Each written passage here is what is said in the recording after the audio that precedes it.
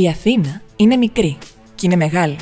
Έχει παλμό, έχει ρυθμό, έχει παλάτια και λαό και καρναβάλι. Ωραία είναι, μα χρειάζεται επειγόντως δίαιτα και λεύκανση. Την έχει πνίξει τον γκρίζο. Λιγότερο μακιγιάζ λοιπόν και περισσότερα χαμόγελα. Λιγότερες αυταπάτες και περισσότερα όνειρα. Να αφήσει η Αθήνα τα δίθεν και να μπει σε φάση ζεν. Οι κάτοικοι της να νιώσουν επιτέλους πολίτες. Και αν υπάρχουν ανάμεσά μας ακόμα οπλίτες, να φύγουν, να πάνε αλλού. Θέλω βόλτα, θέλω δρόμο, θέλω φως. Και όπως παλιά τον ταχυδρόμο με τα γράμματα στα χέρια του βαριά. Θέλω ζευγάρια, θέλω φεγγάρια, θέλω μαζί και θέλω πολύ. Κι άμα στην άκρη αφήσω τα δε και τα μεν, ίσως να γίνω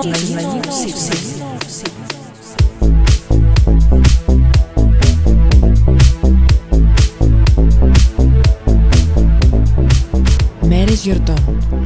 Μέρες που όλοι γινόμαστε για κάποιο λόγο λιγάκι πιο ευαίσθητοι και θυμόμαστε τον συνάνθρωπο. Παζάρια φιλανθρωπικά, τηλεμαραθώνοι, δωρεές, εκδηλώσεις ιδρυμάτων, πάρτι οικονομικής ενίσχυσης και δεν συμμαζεύεται. Το ερώτημα είναι φιλανθρωπία, πασπαλισμένη με δημοσιότητα και ελεήμονα φιλαρέσκεια ή αλληλεγγύη, προερχόμενη απευθείας από την καρδιά. Η βασική διαφορά, σύμφωνα με ορισμένους καχύποπτους, μοιάζει να είναι ότι η φιλανθρωπία λαμβάνει υπόψη της τη φτώχεια ως γεγονός αντικειμενικό. Οι άνθρωποι δεν είμαστε όλοι ίσοι, οπότε εγώ, ως δυνατότερος, σου δίνω, σου προσφέρω. Στάση πρώτη. Κοινωνική κουζίνα «Ο άλλος άνθρωπος», που έχει ως μότο στο blog της «Δωρεάν φαγητό για όλους». Φιλανθρωπία όμως σημαίνει αγάπη του ανθρώπου. Λέξη που μάλλον εφήβρε ο Αισχύλος στο έργο του «Προμηθέας Δεσμότης». Ο Προμηθέας, δίνοντας τη φωτιά στους ανθρώπους, ίσως είναι ο πρώτος καταγεγραμμένος φιλάνθρωπος. Στάση δεύτερη. Στέκι μεταναστών, κοινωνικό κέντρο. Μια πρωτοβουλία του Δικτύου Κοινωνικής Υποστήριξης Προσφύγων και Μεταναστών. Κάπου εδώ είναι που γεννήθηκε η ιδέα για το φεστιβάλ ενάντια στον ρατσισμό. Γεμάτο ιδέες λοιπόν το στέκι, πολιτισμό, γεύσεις.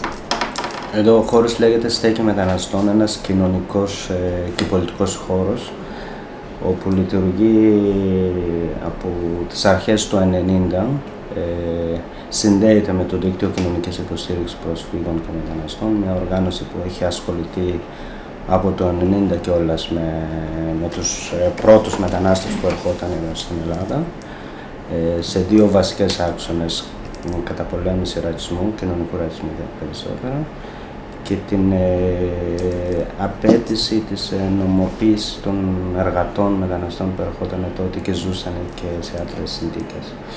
Εδώ το στέκι από τότε κατάφερε μέχρι σήμερα να επιβιώσει σε διαφορετικές συνθήκες, να δημιουργήσει καταστάσεις και κοινωνικό-πολιτικό, ας πούμε, μεταξύ Ελλήνων και μεταναστών και μεταναστών μεταξύ τους που είναι από πολλές διαφορετικές χώρες, εξίσου διαφορετικοί μεταξύ τους. Εδώ σου ποιες χώρες είναι πιο δημοφιλείς που βοηθάτε εσείς τους μετανάστες τους? Εδώ, ναι, σε αυτό το χώρο. Εμείς βοηθάμε γενικότερα τους μετανάστες, δεν έχουμε κάποια διάκριση του από πού είναι οι χώρες προέλευσης κλπ. Προσπαθούμε να δημιουργήσουμε ή να κάνουμε πράγματα όχι μόνο για τους μετανάστες, με τους μετανάστες. Ωραία.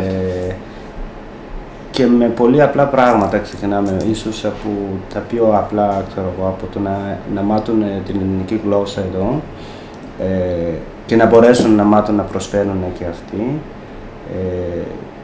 μέχρι και διεκδίκηση, ας πούμε, δικαιωμάτων, πολιτικών και κοινωνικών δικαιωμάτων και πράγματα, ας πούμε, που τους αφορούν, δηλαδή να μπορέσουν. Μας ενδιαφέρει εδώ ο κόσμος που έρχονται να μάθουμε από πού είναι ο καθένας. Έχουμε κάνει άπειρες εκδηλώσεις με χώρες προέλευσης των μεταναστών που μας έχουν μιλήσει για την κατάσταση στις χώρες τους. Και επίσης έχουν μάθει και εδώ, έχουμε κάνει εκδηλώσεις του τι σημαίνει η Ελλάδα, ιστορικά, κοινωνικά, πολιτικά, και προσπαθούμε να εφαρμόσουμε τις έννοιες που για μας είναι αξίες, όπως αντιρατσισμού, όπως ελληνική, όπως δικαιώματα, ισότητα κλπ. Να το κάνουμε πράξη. Ένα χώρο του στεκιού καταφέρνει να συντριβεί με αυτές τις έννοιες έμπρακτα. Και όχι μόνο στο μεταναστευτικό, γενικότερα στην κοινωνία, ας πούμε, συνύπαρξη της αλληλεγγύης κλπ.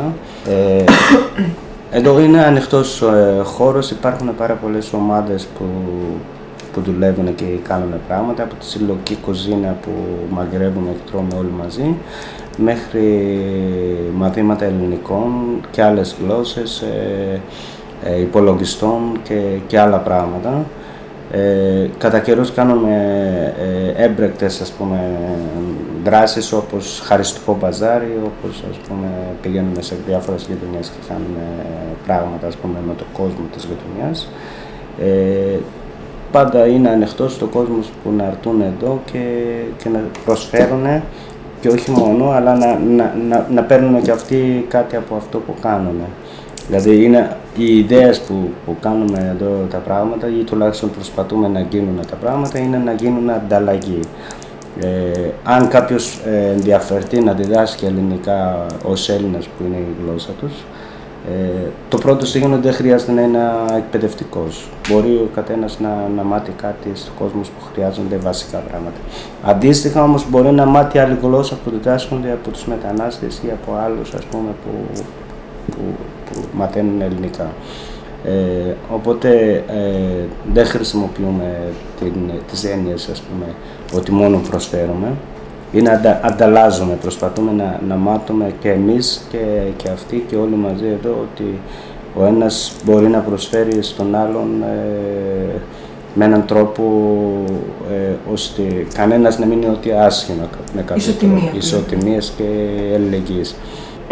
Ποιο ρόλο έχεις εσύ εδώ, δηλαδή είσαι ένας από τους υπεύθυνους του δικτύου? Ναι, είμαι μέλος του Δικτύου Κοινωνικής Υποστήριξης Προσφύγων και Μεταναστών. Είμαι υπεύθυνος στο Γραφείο Κοινωνικής Υποστήριξης Μεταναστών και Προσφύγων. Και προφανώς στο γραφείο εδώ δίνουμε πληροφορίες, δίνουμε κατευθύνσεις το πώς κάποιος μπορεί να βρει νοσοκομείο, γιατρούς ή ξέρω εγώ πώς μπορεί και πού μπορεί να βρει νομική υποστήριξη, πού μπορεί να κάνει, ας πούμε, κάποια χαρτιά που θέλει να βγάλει κάποιος, από πολύ απλά πράγματα μέχρι και υποτέσεις, ας πούμε, αν κάποιος έχει δεχτεί, ας πούμε, επίθεση ρατσιστική, αν κάποιος έχει παραβιαστεί τα δικαιώματα του από τις αρχές, αστυνομία κλπ. Αλλά γενικώς, ναι, κάνω εγώ αυτή τη δουλειά. Πάρα πολύ. Στάση τρίτη. Κοινωνική μέριμνα Μοσχάτου. Μια αληθινά ζεστή αγκαλιά για τους παππούδες και τις γιαγιάδες.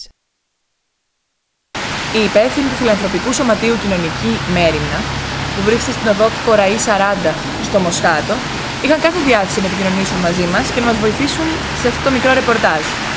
Ήταν όμως λίγο δύσκολο λόγω ημερών, γιορτινές ημέρες και οι άνθρωποι είναι απασχολημένοι με τα καθήκοντά τους. Ποια είναι αυτά? Προστασία, αγάπη και φροντίδα στους γέροντες, στην τρίτη ηλικία.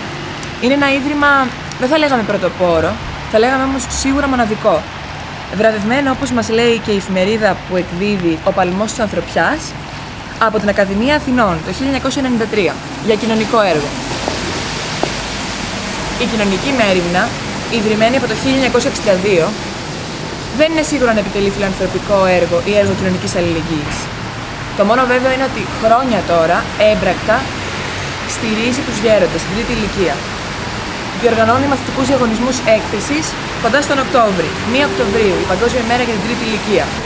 Μέσα από την εφημερίδα της, προσκαλεί και προκαλεί τους ανθρώπους, τους δημότες και όχι μόνο, να συνδράμουν οικονομικά, με τρόφιμα, με την παρουσία τους, στις δύσκολες μέρες που περνούν οι γέροντες οι οποίοι είναι μόνοι τους, χωρίς οικογένεια πολλές φορές.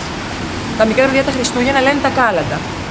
Ήμουν κι εγώ ένα από αυτά τα παιδιά που με το σχολείο μου είχαμε έρθει να τραγουδήσουμε στους γέροντες και είμαι πολύ χαρούμενη που έχω την ευκαιρία σήμερα να μιλάω για την κοινωνική μέριμνα Μοσχάτου. Στάση τέταρτη. Διπύλου 11, Κεραμικός. Η έδρα δράσης μιας ομάδας ανθρώπων που σκέφτονται ελεύθερα και το αποτυπώνουν γραπτά. Και όχι μόνο. Πάμε να συναντήσουμε τον εκδότη της Νέας Κυριακάτικης ανεξάρτητης εφημερίδας της Σύγχρονης Έκφρασης. Διαλέξαμε να περιλάβουμε τη συνάντηση αυτή στο βίντεό μας, γιατί η συγκεκριμένη εφημερίδα έχει μεγάλη αγάπη στην αλληλεγγύη, έμπρακτη.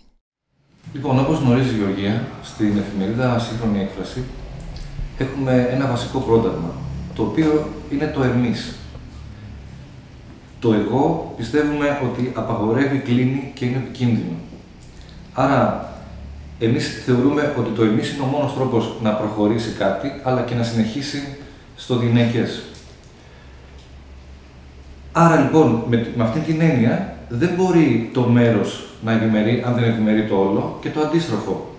Και επίσης, οποιαδήποτε κακή δράση μας στο μέρος δημιουργεί μια ενστικτώδη αντίδραση του όλου επάνω μας. Η λεγόμενη συμπαντική δικαιοσύνη.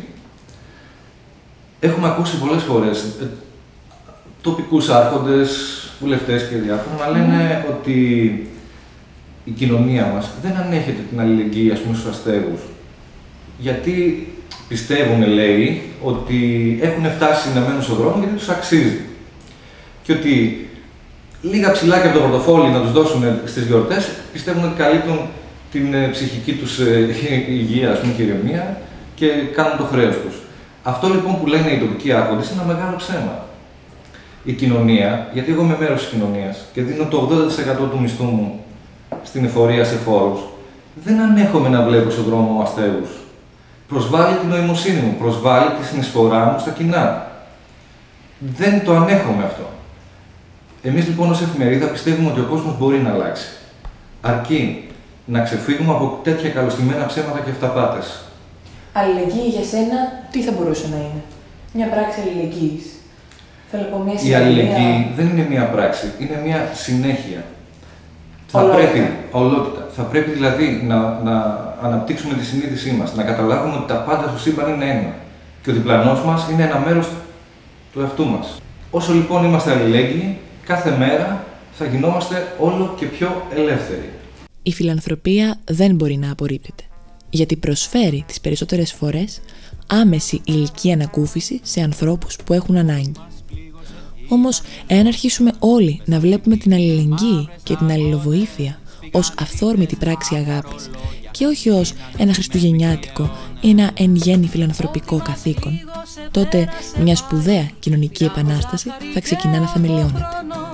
Καλή χρονιά λοιπόν σε όλους, με περισσότερη αγάπη και λιγότερη ελεημοσύνη. Η αγάπη νικάει και ζητάει να δώσουμε πάλι τα χέρια. Η αγάπη νικάει και μας πάει σε παλιά τρυφερά καλοκαίρια. Η αγάπη νικάει και ζητάει να δώσουμε πάλι τα χέρια. Η αγάπη νικάει και μας πάει σε παλιά τρυφερά καλοκαίρια.